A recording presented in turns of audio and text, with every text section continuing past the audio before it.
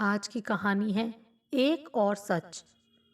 एक आदमी को सुख से जीने के लिए क्या क्या चाहिए?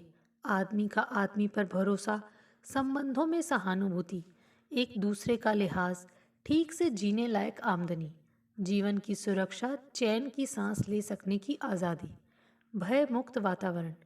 पर लूट मार, चोरी डकैती, हत्या, अपहरण, दंगा फसाद, बलात्कार और छल प्रपंच भरे इस वातावरण में क्या ये सब आम आदमी को नसीब है?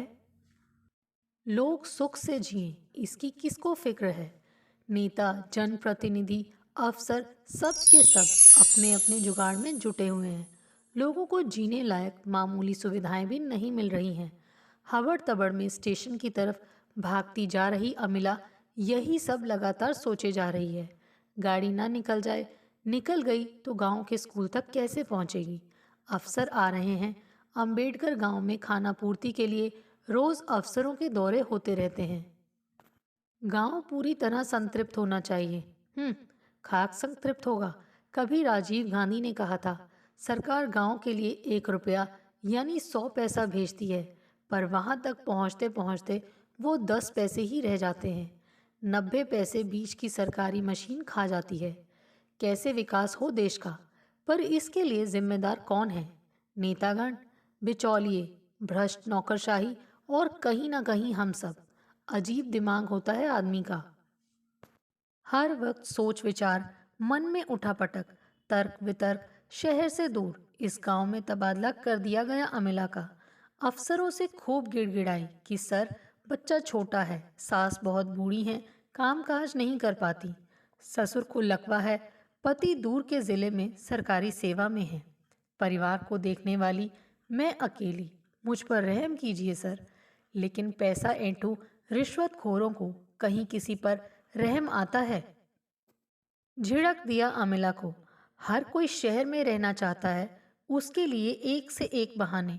सबको यहीं शहर में रखेंगे तो गांव में कौन पढ़ाने जाएगा? मैं जाऊं? तबादला ना स्वीकार हो तो नौकरी छोड़ दीजिए, हम दूसरी अध्यापिका रख लेंगे। कोई कमी है क्या? सरकारी नौकरी के लिए हर कोई तैयार बैठा रहता है। बीटीसी और बीएड वाले रोज धरना प्रदर्शन कर रहे हैं कि उन्हें नौकरी नहीं दी जा रही। हम उनमें से किसी को बुला लेंगे। आप अपना घर परिवार संभालिए, हमें क्या फर्क पड़ता है? सच कह रहे हैं। अफसरों को क्या फर्क पड़ता है? फर्क तो काम करने वाले कर्मचारी को पड़ता है। तकलीफें तो उन्हें झेलनी पड़ती हैं, परेशान तो वो होते हैं। बाहर निकल आई थी दफ्तर से अमिला। रामकिशन चपरासी पीछे पीछे खैनी हथेली पर रगड़ता भागा भागा आया था। क्या टीचर जी, आप भी बस इतने सालों से मास्टरी कर रही हैं और सरकारी अफसरों के कायदे नहीं जान पाई? अरे, इनसे काम कराने का एक ही तरीका है मैडम, इन्हें खुश रखिए। और सरकारी देवता सिर्फ 2 प्रकार के भोग से ही खुश होते हैं, कैश या काइंड। जमीन में गड़सी गई अमिला। कैश या काइंड? घर में कैश होता तो प्राइमरी स्कूल की इस अपमान भरी नौकरी में गांव गांव क्यों मारी मारी डोलती, घर परिवार बर्बाद करती, जीवन का जोखिम उठाती। और काइंड? उस जैसी जवान युवती से ये अफसर और क्या चाहेंगे? सुनीता ने अपना तबादला काइंड से ही रुकवाया था। दबे स्वर में उसी ने अमिला से भी कहा था, कहो तो बात करें। नहीं, स्पष्ट इनकार कर दिया था अमिला ने। सब कुछ मंजूर, पर पति के प्रति ईमानदारी की कीमत पर कुछ भी मंजूर नहीं। औरत के पास और ऐसा होता ही क्या है जिस पर वो गर्व कर सके? एक यही तो। पति सुमेर 2 सप्ताह में एक दिन को घर आते हैं, बाकी दिन उसी कस्बे में किराए के एक कमरे में हाथ से खाना और चाय बनाते हैं। गैस का छोटा चूल्हा ले रखा है, कभी कभार सड़क के ढाबे पर भी खा लेते हैं। सरकारी नौकरी है, छोड़ते भी नहीं बनती। परिवार है, पर परिवार के सुख से वंचित। कुछ करिए ना। गांव तक ट्रेन से सुबह सुबह जाने में बहुत परेशानी होती है। कभी कभी ट्रेन लेट हो जाती है, राजधानी के कारण कहीं बीच के स्टेशन पर रोक दी जाती है। स्कूल लेट पहुंचने पर प्रधान आंखें तरेरता है। रात को अमिला ने सुमेर से कहा। अमिला ने बताया कि कस्बे के स्टेशन से 4 किलोमीटर पैदल चलकर गांव पहुंचना पड़ता है। सीधा कोई रास्ता नहीं है। खेतों के बीच से पगडंडी जाती है। खेतों में बाजरा, ज्वार, अरहर, गन्ने की फसलों के बीच से निकलने में बहुत खतरा रहता है। आते जाते कभी भी बदमाश दबोच कर खेतों में घसीट कर ले जा सकते हैं। कई केस हो चुके हैं। अक्सर लड़कियों, युवतियों की लाशें मिलती हैं खेतों में, क्षत विक्षत। आसपास के गांव अपहरण उद्योग के लिए बदनाम हैं।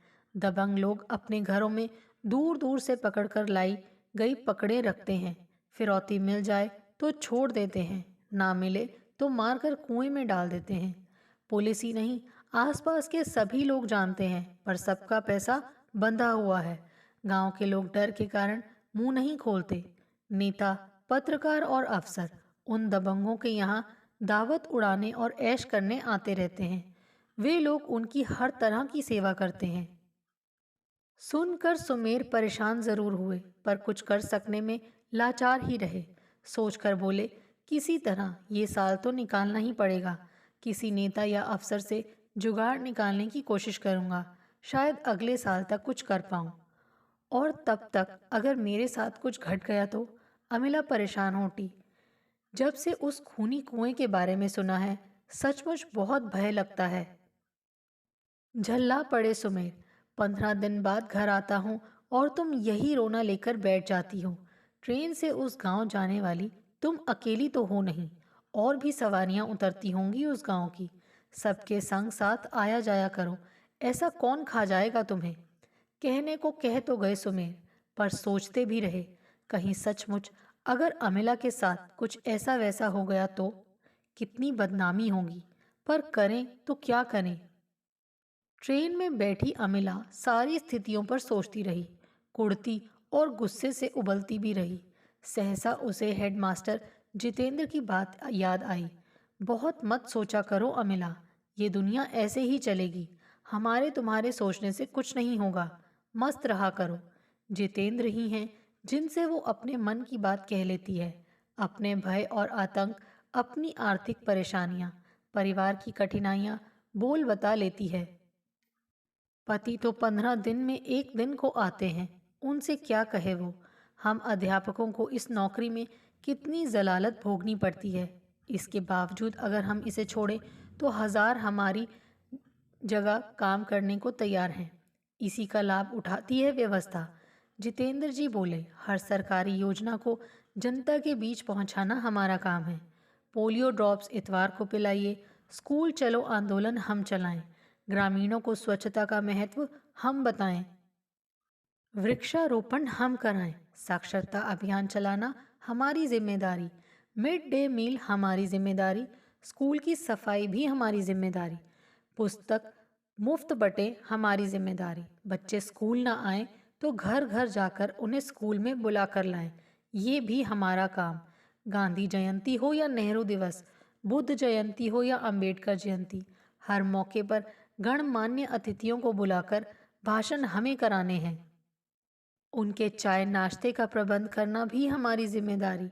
पर पैसा कहाँ से आए, इस सवाल पर सब एक दूसरे पर टालते हैं। प्रधान जी पैसा देते नहीं, आता है तो अपने पास रख लेते हैं।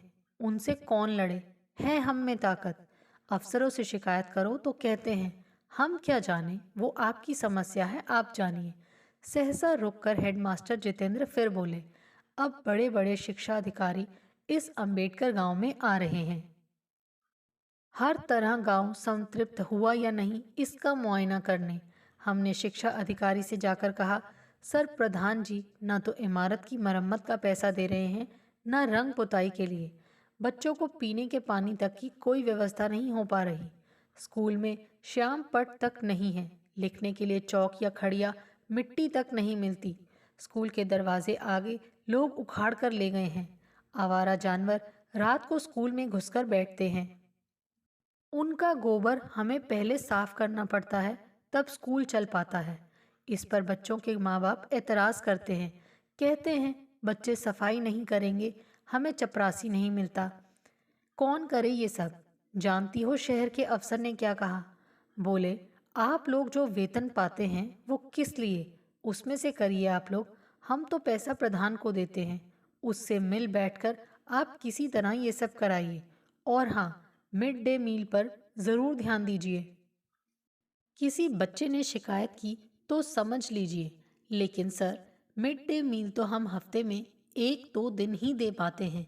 प्रधान ना सामग्री देते हैं, ना जलावन के लिए कुछ, ना बर्तन देते हैं। क्या करें? अफसर कहते हैं हम कुछ नहीं जानते, हमें सब कुछ चाक चौबंद मिलना चाहिए।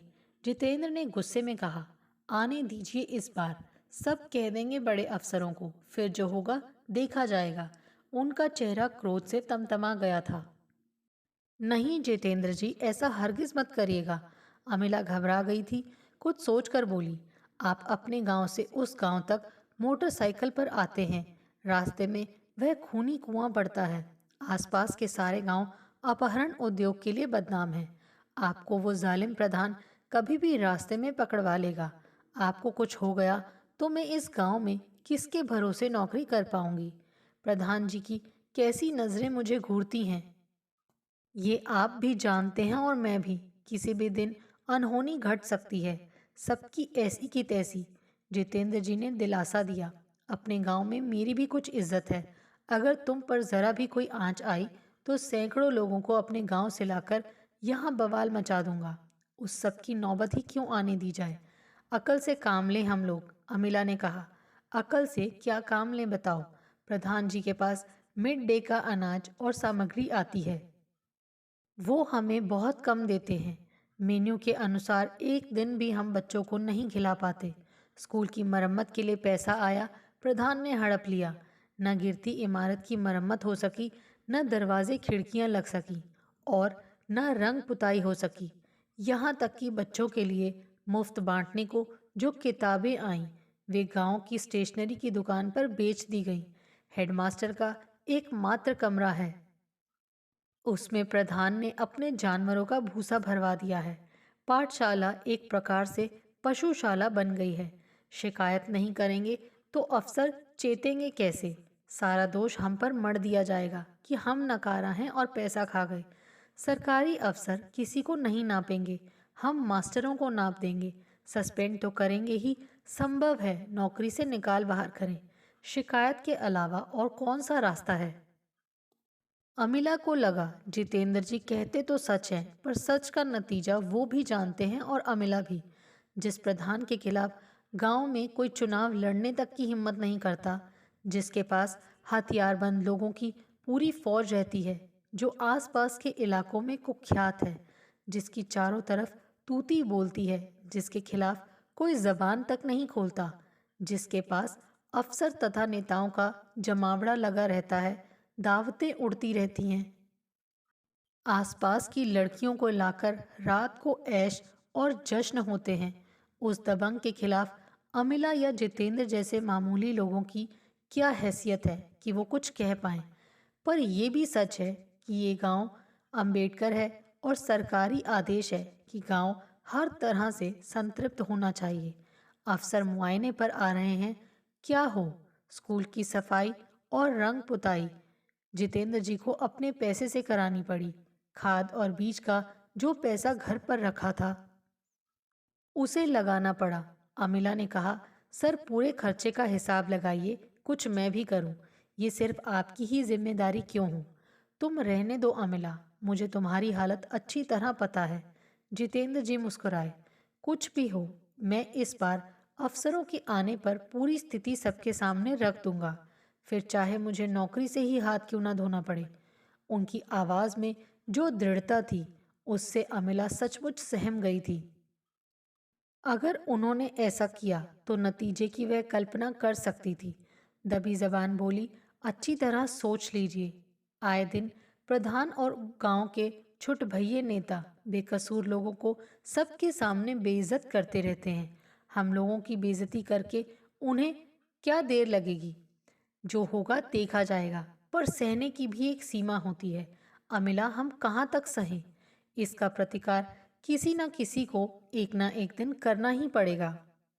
फिर हम ही क्यों ना करें, और इसी मौके पर क्यों ना करें? रोज रोज मरने से एक दिन मरना ज्यादा अच्छा है। अमिला, हमें हिम्मत से काम लेना चाहिए। जिस हिम्मत का परिणाम हमें पहले से पता हो, उसे दिखाने का क्या औचित्य है जितेंद्र जी? अमिला ने कहा जरूर, पर जितेंद्र अपने गुस्से को भीतर ही भीतर दबाते रहने का प्रयत्न करते रहे। सफाई का प्रबंध, बच्चों के वस्त्रों की स्थिति, मिड डे मील, पीने के पानी की व्यवस्था, इमारत का रख रखाव, बच्चों की पढ़ाई लिखाई का स्तर, सबकी जांच पड़ताल की जाने लगी। बाहर से आए अफसर बिगड़ गए। बहुत बुरी स्थिति है, आप लोग करते क्या रहते हैं? जवाब में जितेंद्र जी ने सबके बीच सब कुछ कह दिया। अंत में उन्हीं लोगों से पूछा, आप ही बताइए, इन स्थितियों में हम लोग क्या करें? एक सहायक शिक्षा अधिकारी तमक कर आगे बढ़ आए। बहाने मत बनाइए मास्टर साहब, हम लोग सब जानते हैं। आप लोग क्या गुल गपाड़ा करते रहते हैं? स्कूल आते नहीं, अपने खेतों पर काम करते या करवाते रहते हैं। शिक्षा मित्रों से काम चलाऊ पढ़ाई कराते रहते हैं या अपनी एवज में 500-700 रुपए में अध्यापक रख लेते हैं और उससे बच्चों को ये अध कचरा पढ़वाते रहते हैं। हमें सारी खबर रहती है आप लोगों की। प्रधान जी हमें एक एक खबर, एक एक सूचना लिख कर देते रहते हैं। कुछ देर बाद जितेंद्र जी को भीतर अकेले में बुला लिया गया। प्रधान जी मुस्कुराए। रात को गांव में अधिकारी यहाँ मौज मस्ती और खाने पीने के लिए रुकेंगे। अपनी मास्टरनी से कहो उनकी सेवा में रहे रात को। नहीं, अमिला जी नहीं रुक सकेंगी यहाँ सर। जितेंद्र ने बारी बारी हर किसी चेहरे की तरफ देखा। उनका बच्चा छोटा है और घर पर बूढ़ी सास उस बच्चे को नहीं संभाल सकती। पति बाहर दूसरे शहर में रहते हैं। हम कुछ नहीं सुनना चाहते, प्रधान जी गरजे। अगर उसे नौकरी करनी है तो रात को हमारे इन अफसरों और मेहमानों की सेवा के लिए रुकना ही पड़ेगा। तुम अकेले उसका स्वाद चखते रहे हो, हम लोगों को भी उसका मजा लेने दो। पता नहीं जितेंद्र को अचानक क्या हो गया। एक झन्नाटेदार चांटा जड़ दिया प्रधान के चेहरे पर। बस फिर क्या था, जितेंद्र जी पर तमाम लोग टूट पड़े। उन्हें मारते पीटते बाहर चबूतरे तक ले आए। वहां स्कूल के सारे बच्चे मौजूद थे। अमिला बुरी तरह घबरा गई। वो लोग लगातार लात घूंसे, थप्पड़ मुक्के और जूतों से जितेंद्र की पिटाई कर रहे थे। अमिला तो एकदम हतबुद्ध। उसकी समझ में नहीं आ रहा था कि भीतर ऐसा क्या हुआ जो ये नौबत आ गई। सारे बच्चों के बीच उन लोगों ने जितेंद्र को मुर्गा बना दिया। एक दबंग ने पीछे से ऐसी लात मारी कि वो मुंह के बल गिर पड़े। कुछ ही देर में अफसरों और नेताओं की गाड़ियां चली गईं। अमिला जितेंद्र के पास बैठी सिसकती रही। दोस्तों, आपको हमारी ये कहानी कैसे लगी? आप कमेंट करके हमें ज़रूर बताइए। और जिन्होंने अभी तक हमारे चैनल को सब्सक्राइब नहीं किया है, प्लीज़ ज़रूर सब्सक्राइब कीजिए। Thanks for watching this video.